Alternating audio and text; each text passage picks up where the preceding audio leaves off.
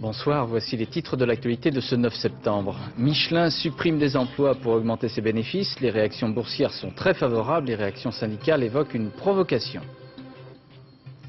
L'Indonésie accepte une mission de l'ONU au Timor oriental où les massacres continuent. Hors de tout témoin, nous serons en Australie où l'on installe les camps de réfugiés.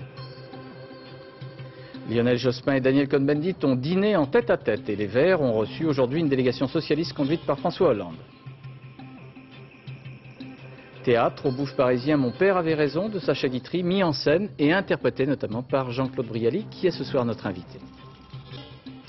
C'est ce que l'on appelle la logique du marché, celle de l'économie ultralibérale. Pour augmenter ses bénéfices, il faut réduire ses coûts et donc diminuer ses effectifs. Pour Michelin, qui a annoncé hier une hausse de 17% de son résultat net semestriel, cette logique conduit à supprimer des emplois, 7500 en Europe. En bourse, on s'est félicité, mais à Clermont-Ferrand, élus et responsables syndicaux s'indignent ou se révoltent.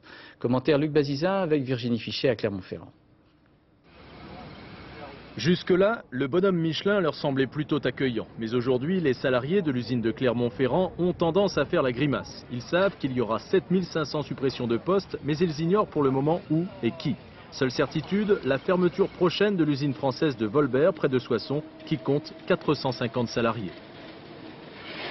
Pour faire plaisir aux actionnaires, à chaque fois qu'on fait des bénéfices, il faut supprimer des emplois. Maintenant, bon, je crois qu'on va s'employer à mobiliser les salariés et pour dire à François Michelin, à son fiston et puis à l'autre co-gérant que nous, on compte pas pour du beurre et que sans nous, il ne fera pas des pneus. De son côté, la direction s'est adonnée aujourd'hui à un exercice qu'elle apprécie peu. Parler à l'extérieur de ce qui se passe à l'intérieur. Certains de nos concurrents produisent 40% de leur production en Europe de l'Est, où les salaires sont le 5e de ce que sont les salaires de l'Europe de l'Ouest. Et donc ces gens-là viennent nous combattre sur nos marchés, sur les marchés, et nous devons être capables de résister. Longtemps numéro 1 mondial, Michelin semble petit à petit menacé dans sa suprématie malgré ses bons résultats. L'américain Goodyear s'est approprié la première marche du podium et le japonais Bridgestone le talonne.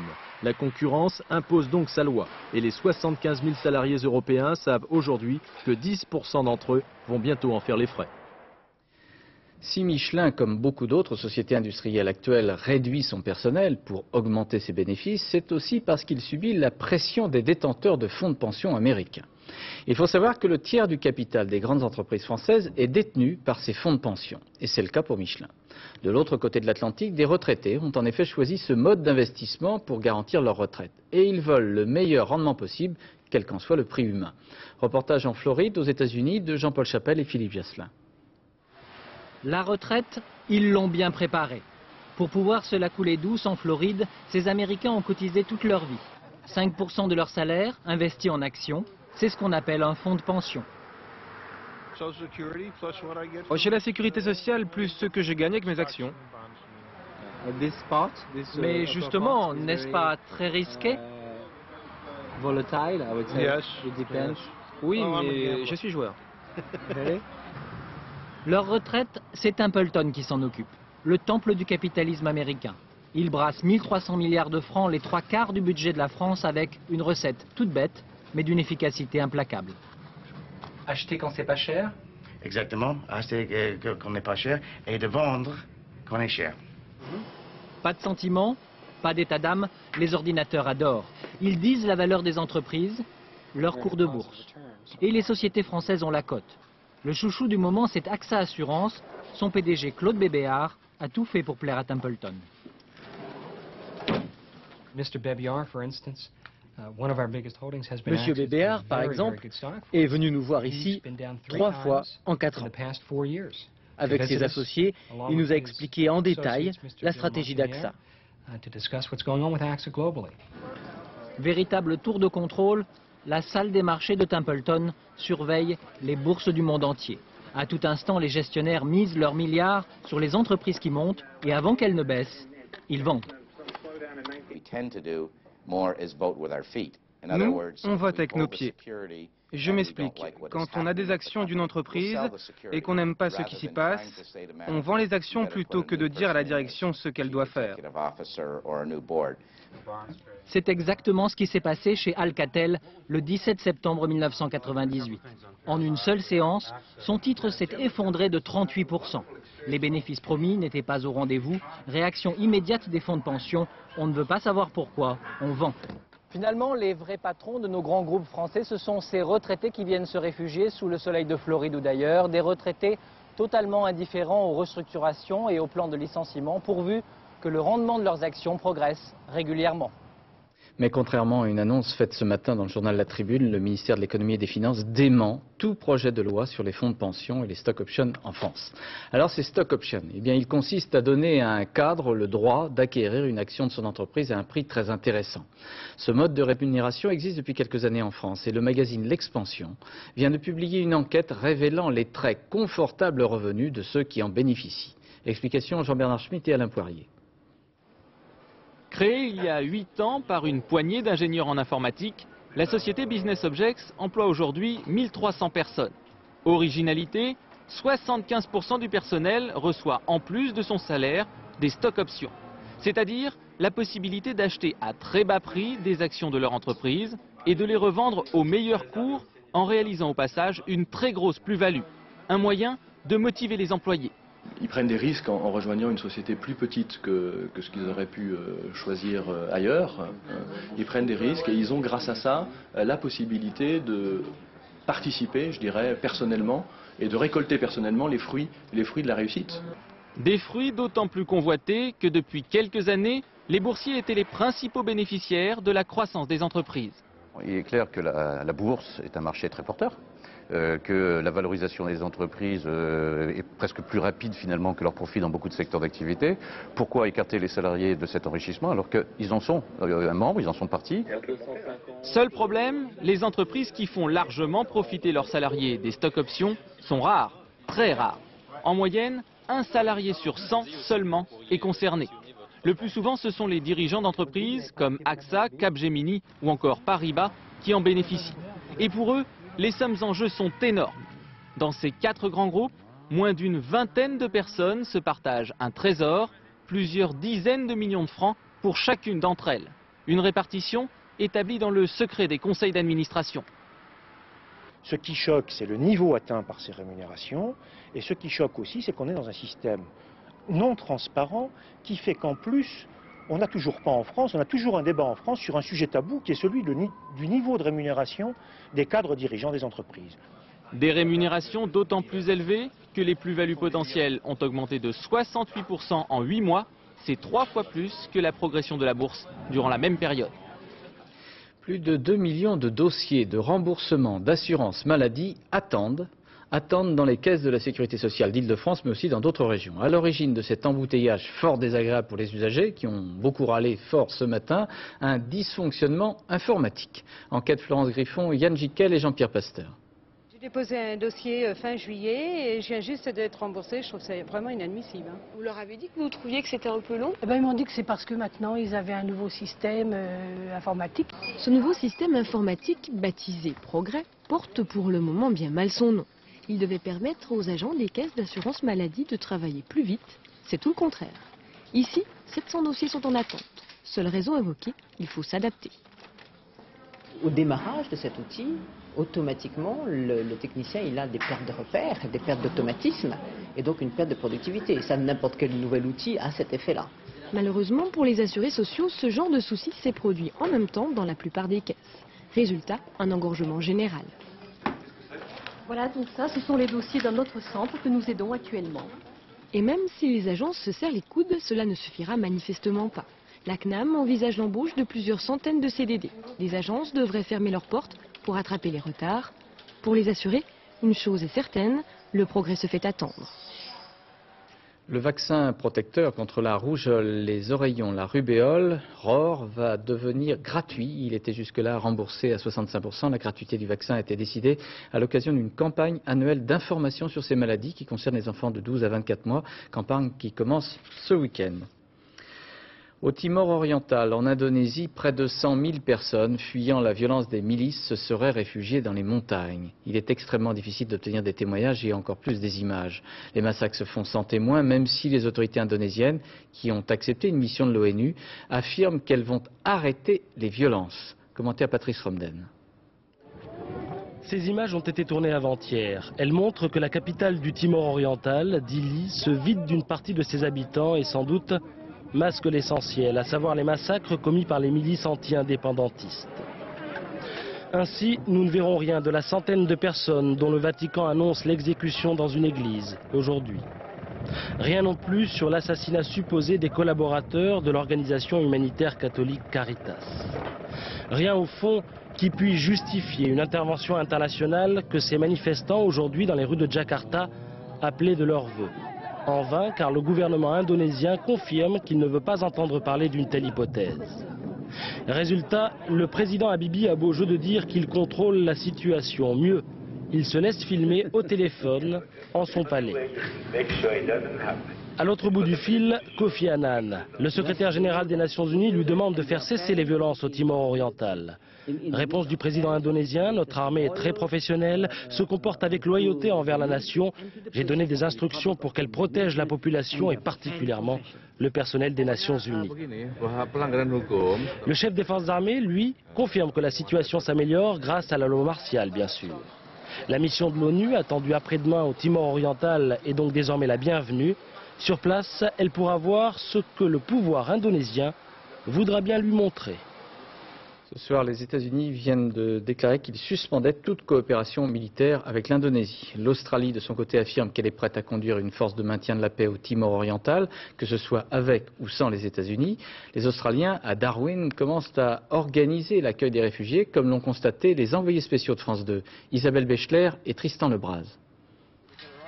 À Darwin, l'armée est en train de monter un camp de toile, car on craint ici un afflux imminent de réfugiés est-timorais. Et ceux qui n'auront pu être soignés à Dili, faute de médecins sur place, doivent pouvoir l'être ici. La dernière équipe chirurgicale présente à Dili était le fait de Médecins du Monde. Ces 4 membres viennent d'être évacués vers Darwin. En 4 jours, ils ont opéré plus de 60 Timorais blessés par balle ou par machette. Des plaies abdominales, des plaies thoraciques, des perforations d'intestin, de viscères, des membres, des amputations à faire. Les quelques dizaines de blessés qu'on a soignés, ça doit représenter une fraction minime du total des blessés. Le Médecins du Monde, oui, espère pouvoir envoyer d'autres équipes au Timor. Dès qu'une relative accalmie aura lieu, en espérant l'intervention d'une force armée pour rétablir un peu la paix. Quant aux hommes du 2e régiment de cavalerie de Palmerston, ils sont toujours en alerte maximum. Véhicules blindés et équipements sont à bord du Tobruk pour une évacuation humanitaire ou une intervention armée de maintien de la paix, selon. C'est au Portugal, l'ancien pays colonisateur, que l'émotion est la plus vive et la solidarité la plus spectaculaire en faveur des habitants du Timor. Hier, pendant 3 minutes, tout le pays s'est arrêté pour symboliser cette solidarité, tandis qu'une chaîne humaine de 10 000 personnes traversait Lisbonne. Et puis aujourd'hui, dans la capitale portugaise, vous le voyez, des milliers de personnes étaient vêtues de blanc ou avaient couvert de blanc leurs fenêtres, leurs balcons, en signe de protestation contre, je cite, l'hypocrisie internationale dénoncée par la presse portugaise. En Israël, le chef du gouvernement, Ehud Barak, tient parole. La libération d'un premier groupe de près de 200 prisonniers palestiniens a été effective aujourd'hui. Certains de ces prisonniers avaient été condamnés à de très longues peines. Correspondance de Charles Anderlin à Ramallah et à Hébron parmi les familles des prisonniers. À Khan Younes, la libération de Mohamed Abou Zeid, c'était quelque chose. Ancien chef des Panthères Noires, un réseau armé du Fatah, il a été condamné pour plusieurs meurtres en Israël à 1 siècle de prison. C'est la nuit dernière seulement qu'il a appris sa mise en liberté après 9 ans de détention. Durant toutes ces années, il n'a vu ses enfants qu'au parloir.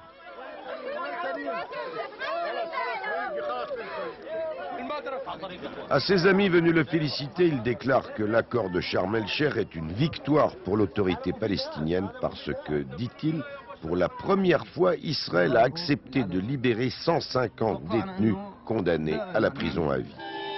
En Cisjordanie aussi, une centaine de prisonniers ont retrouvé la liberté. Des images dont Yasser Arafat avait grand besoin. Elles doivent prouver au public palestinien que le processus de paix progresse. À Hébron, comme à Ramallah, ces hommes ont droit à une réception triomphale. Issa Taillé, qui a fait 15 ans de détention pour meurtre, retrouve son fils qui avait 7 mois lorsqu'il a été arrêté. Je suis heureux, mais je regrette d'avoir laissé tant d'amis en prison. Il faut que tous en sortent. 2000 Palestiniens sont encore détenus en Israël. 150 d'entre eux doivent être libérés dans un mois. Les autres attendront de nouvelles avancées dans les négociations de paix. En Russie, à Moscou, l'explosion d'un immeuble a fait au moins 23 morts et plus de 15 blessés. 50 personnes seraient toujours portées disparues. Il y a eu diverses revendications. On évoque un attentat destiné à se venger des bombardements russes au Daghestan, mais il faudra attendre les résultats de l'expertise judiciaire en cours pour donner foi à cette piste criminelle. En Grèce, au milieu de la journée, les efforts des secouristes français ont permis de récupérer une femme vivante des décombres de l'usine détruite par le séisme à Ménidi, c'est au nord-ouest d'Athènes. Le bilan provisoire du tremblement de terre s'élève à 75 morts et 11 blessés graves. Au large des côtes grecques et turques, de nouvelles secousses ont été ressenties dans la journée. Reportage de nos envoyés spéciaux à Athènes, Agnès Varamian et Jacques Gérard. Attention à l'épaule, attends. Ramène-lui le bras. Sous le regard de sa mère et de sa sœur, c'est elle une poupée de chiffon que Evie, 32 ans, est extraite des décombres. Sous le choc, la jeune femme s'était évanouie. En revenant à elle, elle se croyait à la maison. Il aura fallu 10 heures aux secouristes français pour scier la ferraille, étayer les plaques de béton qui menaçaient de s'effondrer. 10 heures ponctuées d'instants de découragement pour Evie. Elle a un peu fléchi parce qu'elle a cru à un moment que c'en était fini, qu'on n'y arriverait pas. Alors on lui a dit qu'elle était forte, on l'a encouragée et elle a repris moral. Evie Sophilos s'en sort avec quelques ecchymoses. Par pudeur, sa famille n'a pas laissé éclater sa joie.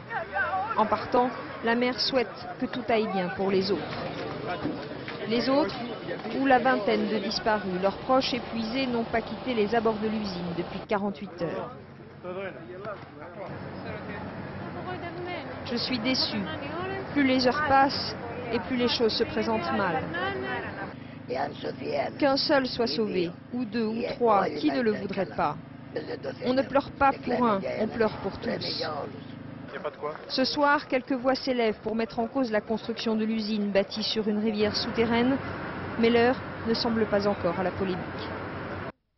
La gauche plurielle discute. Une délégation du Parti socialiste, conduite par François Hollande, s'est rendue chez les Verts, sans crainte, a dit François Hollande, pas la moindre frayeur non plus pour Daniel Cohn-Bendit, qui discrètement, hier soir, dînait en tête-à-tête avec Lionel Jospin au domicile du Premier ministre. Reportage Philippe Boisserie et François Granier.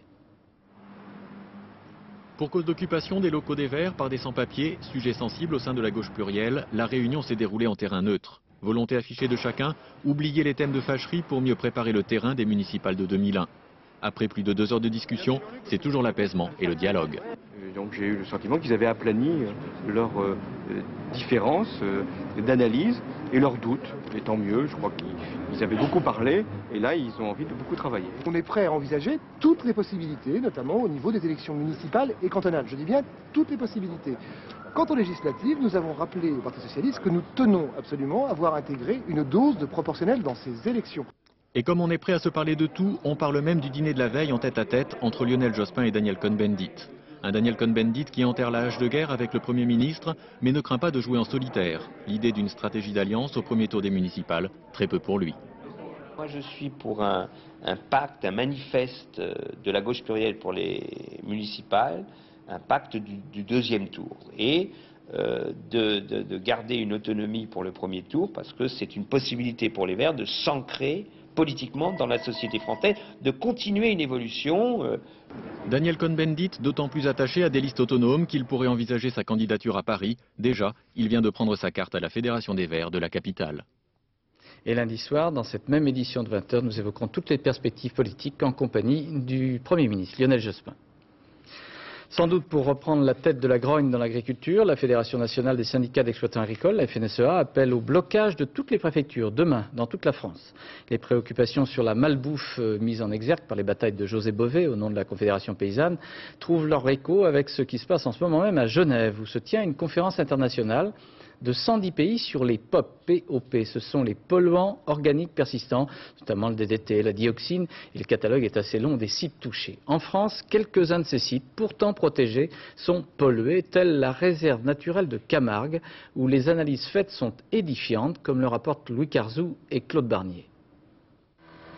Depuis 25 ans, Éric Coulet veille au quotidien sur la santé de la réserve naturelle de Camargue.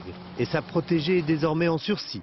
Éléments radioactifs issus des sédiments du Rhône, pesticides et insecticides rejetés par la riziculture, on savait cette réserve exposée par son voisinage immédiat. Mais les récents prélèvements, notamment sur les poissons, montrent une nouvelle contamination du site, cette fois par des dérivés d'hydrocarbures venus par les airs depuis la région de Fos et de Marseille. Autant de polluants organiques persistants, présents à des doses très faibles, du moins au départ, car à chaque étape de la chaîne alimentaire, les taux vont se multiplier. À partir de teneurs extrêmement légères et apparemment peu dangereuses, qui ne le sont pas, on peut se baigner dans l'eau et même la boire, hein, on va arriver déjà, avec l'herbivore, la carpe, à des concentrations importantes. Si on tombe maintenant sur un carnivore, une anguille, qui, elle, va manger des herbivores et va concentrer encore plusieurs centaines de fois le produit initial dans l'eau, qui était à des doses tout à fait acceptables, entre guillemets. Et l'homme va manger l'anguille.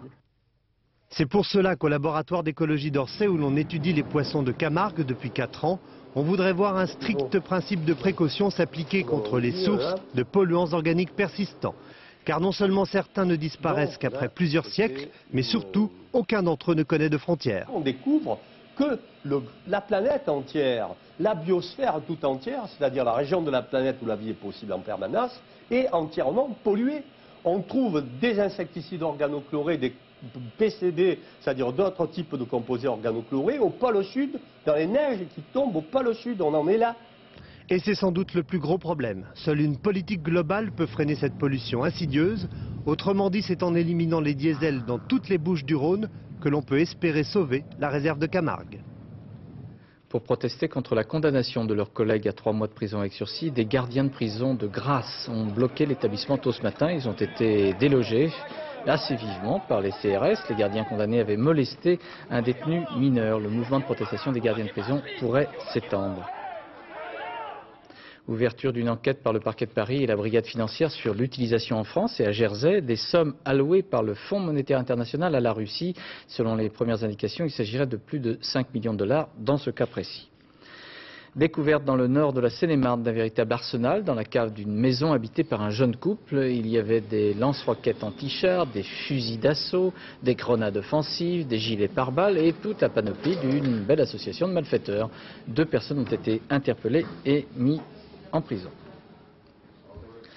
Rentrée scolaire, suite avec des difficultés, cette fois-ci du côté des directeurs d'école primaire. Les instituteurs ne veulent plus de ces postes, la charge est trop lourde. Conséquence, il manquerait selon les syndicats 4000 directeurs d'école en France. La fonction présente maintenant des risques, comme le rapporte cet ancien directeur d'école, c'est à Chemry dans le Loir-et-Cher. Il a renoncé à ce titre et à cette fonction. Reportage Hélène Hugues, Frédéric Faure. Chaque matin, quand il se rend à son travail, il passe devant son ancienne école. Joël Triton a été directeur ici pendant 3 ans. S'il s'arrête aujourd'hui, c'est pour un salut amical à ses anciens collègues. Car de cette époque, il ne garde aucun regret, aucune nostalgie.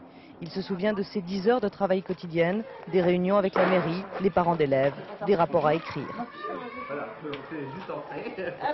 Ce travail administratif vient en plus de notre travail scolaire et on n'a aucune aide pour effectuer ce temps de travail supplémentaire. Et donc on grignote petit à petit sur nos loisirs, sur la soirée, sur le mercredi, sur le samedi pour certains collègues. Et donc ça devient pesant. On n'en sort plus, on est toujours dans l'école. S'il a moins de 6 classes dans son école, un directeur ne bénéficie d'aucune décharge en temps pour assumer ses tâches administratives. Sur les 400 écoles du Loir-et-Cher, 90 postes de directeurs étaient vacants à cette rentrée. Plus d'une vingtaine ont dû être pourvus à titre provisoire. La fonction n'attire plus. On n'a pas donné les moyens en temps.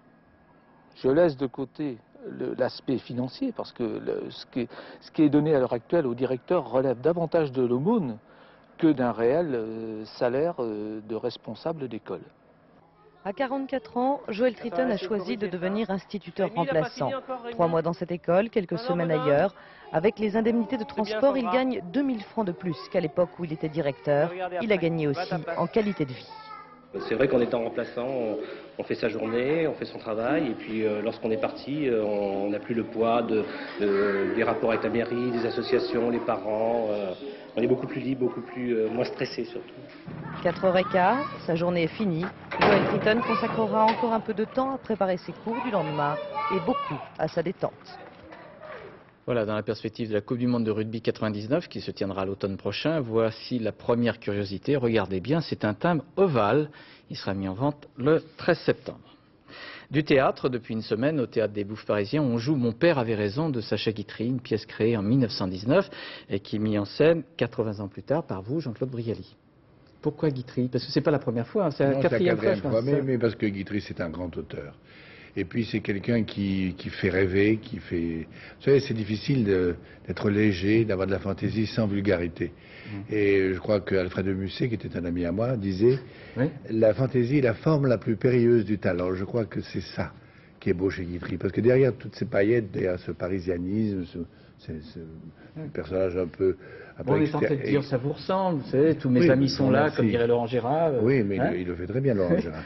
Mais je trouve que c'est important de savoir que derrière tout ça, et surtout dans Mon père avait raison, il y a de l'émotion, il y a de la sensibilité, de la tendresse. Il adorait son père, qui était une star, qu'il l'avait kidnappé quand il était petit garçon, quand il avait 5 ans, et qu'il l'a élevé, et il a voulu, après une brouille à cause d'une femme, car il a pris la femme de son père, pendant 13 ans, ils ont été fâchés. Et pour se réconcilier, il lui a envoyé une lettre d'amour, une pièce de théâtre, et comme Lucien Guitry était un acteur, il a été séduit par le rôle et fier que ce soit son fils. Il y a un palier de tendresse ou d'émotion, Jean-Claude, c'est le moment où on passe de père à papa dans la pièce. Très joli, la façon. Mais il disait d'ailleurs, Guitry, le plus beau moment de ma carrière, c'est quand je dis papa à mon père en scène.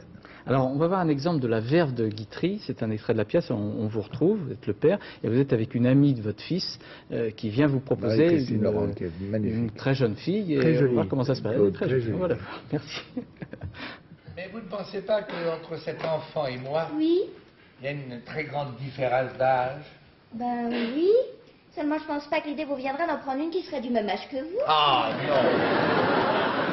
Alors, puisque de toute façon, vous en prendrez une qui sera moins âgée, il vaut peut-être mieux en prendre carrément une qui soit jeune. Ben oui.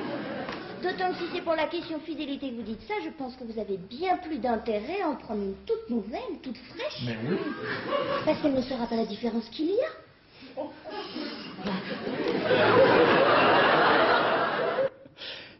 C'est quand même, le texte de Guitry, c'est quand même assez macho, c'est un peu difficile à faire passer aujourd'hui. Mais non, parce que vous croyez qu'il n'y a pas d'hommes misogynes aujourd'hui?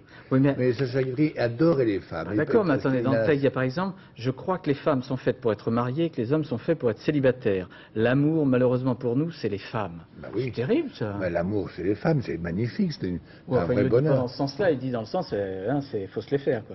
Bah oui, heureusement. Non, mais non, mais vous savez, Guitry, il a adoré les femmes, il a été jaloux, possessif, et il a souffert beaucoup avec les femmes. Les femmes l'ont quitté. Alors il a réglé ses comptes comme on le règle avec des amis. Quand on parle des gens, c'est qu'on les aime. Guitry, c'est aussi le plaisir des mots. Il y a une sonorité. Oui, une musique. Vous aimez bien jouer avec ça? Oui, il faut essayer en tous les cas, de ne pas l'imiter, parce que on croit que Guitry traînait sur les mots. C'est pas vrai. Il allait très vite. Il avait un sens du rythme très fort. Quand on voit les films, on s'aperçoit qu'il parlait très très vite. Et il a une capacité de prendre un sujet qui est relativement grave. C'est Mon père avait raison. Si au fond on devrait tenir compte de l'expérience, si j'avais su, comme ça. Et puis il tourne tout ça en dérision avec une forme de désinvolture, vous diriez ou pas? Oui, non, légèreté, fantaisie, imagination, pas dérision. Non, parce qu'il dit des choses graves. Il dit quand le grand-père dit je pense à la mort quelquefois, mais le matin c'est plus gai, pas le soir, c'est trop triste. C'est une réflexion philosophique. C'est joli et c'est en même temps la vérité. Vous vous sentez pas quand même un peu à l'étroit, vous, Jean-Claude Brialy, extraverti, plutôt amateur de bons mots, de rigolade et tout, dans un costume 3 pièces, un peu serré, de bon bourgeois, toi? Pas du tout. Vous savez, je trouve que c'est un rôle. Être papa, je ne suis pas dans la vie. Et c'est un plaisir d'avoir 2 enfants. J'en ai un petit qui a 10 ans et l'autre qui en a 25. Donc d'avoir 2 enfants sur scène, au contraire, ça me donne du plaisir de partager. Vous savez, on ne joue pas la comédie tout seul, il faut des acteurs merveilleux autour. Ouais. C'est très difficile à jouer. Pourquoi? Parce qu'il y a une musique, on est obligé de suivre le rythme de Sacha Guitry, et il faut donner de la vérité et de la modernité. Il ne faut pas le jouer un peu comme on le jouait il y a 80 ans. En même temps, vous jouez tranquille, la Guitry ça marche de toute façon, quoi. Oh, pas toujours, mais enfin, on joue jamais tranquille, heureusement. Ah bon? C'est comme en amour, mon cher Claude. Oui, on est en danger quelquefois. Ah bon? Ben oui, là je suis en danger au théâtre. On ne plaît pas à tout le monde. Oui, bien sûr. Vous me raconterez plus tard. Ben oui, après. Et on vous verra dans le film de Bertrand Blier aussi. Oui, vous êtes en train de tourner. Je suis avec Arditude le temps de... Bon. Très bien. Bouffe parisien, c'est tous les soirs, jusqu'à...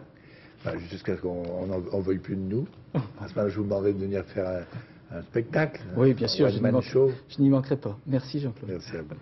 À partir de demain, au Grand Palais à Paris, on expose un tiers des œuvres du peintre Jean-Siméon Chardin, mort en 1779.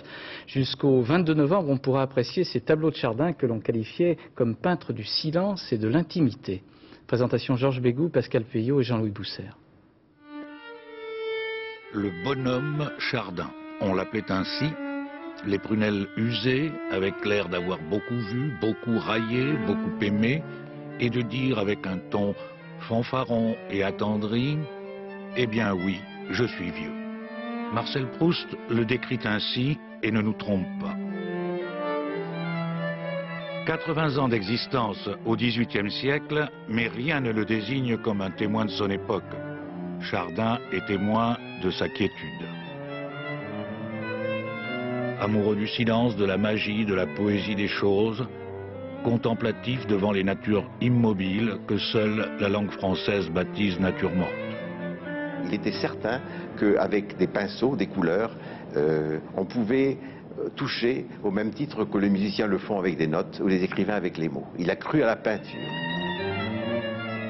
Chardin répétait volontiers qu'on ne peint pas avec des couleurs mais avec des sentiments. Il travaillait lentement, sans être jamais satisfait de son ouvrage. Il tournait le dos au sujet à la mode historique ou mythologique.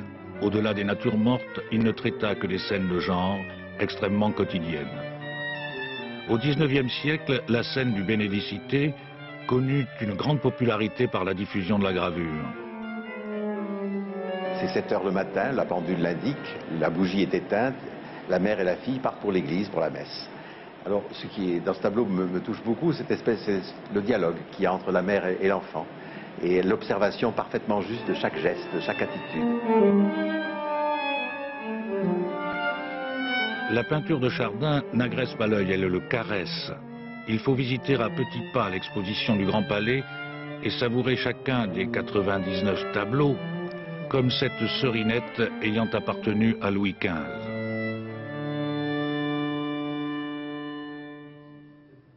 Voilà, puis je voudrais montrer la nouvelle maquette du nouveau François que vous avez pu trouver dès ce matin. Voilà, le changement de la maquette de François qui continue à partir de demain, 5 francs. Nous arrivons à la fin de cette édition. Je vous rappelle 2 informations que nous avons développées. Tout d'abord, Michelin qui confirme la suppression de 7500 emplois en Europe. Vive protestation syndicale et politique. La direction parle de la nécessité de faire face à la concurrence. Au Timor, une délégation de l'ONU est à Jakarta, mais les violences des milices anti-indépendantistes continuent sans témoin. Les États-Unis annoncent la fin de la coopération militaire avec l'Indonésie. Dans quelques instants, la météo avec Sophie Davant, puis le point route avec Valérie Maurice. Envoyé spécial évoquera ce soir notamment les problèmes rencontrés en France par 2 millions de personnes qui sont dyslexiques. À 23h10, comme au cinéma, de Frédéric Lopez avec Muriel Robin, Michel Larocque et Lynn Renaud. Et puis j'ajoute que pour sa rentrée, samedi 11 septembre sur France 2 à 13h50, Savoir Plus Santé répondra en direct aux questions que vous vous posez peut-être sur le diabète. Alors vous pouvez dès demain appeler ce numéro de téléphone, le 01 47 87 87 87, pour questionner l'équipe de Savoir Plus Santé, c'est-à-dire Martina Laregno et François Declosé. À 0h55 ce soir, le journal de la rédaction qui sera présenté par Laurence Ostolaza. Demain à 13h, Carole Gessler et Rachid Arabe. Et à 20h, Béatrice Schoenberg. Voilà, c'est tout pour ce 9-9-99 avec un petit salut à Marceau Chaplard. À lundi, 20h, où nous recevrons le Premier ministre Lionel Jospin. Bonsoir, merci.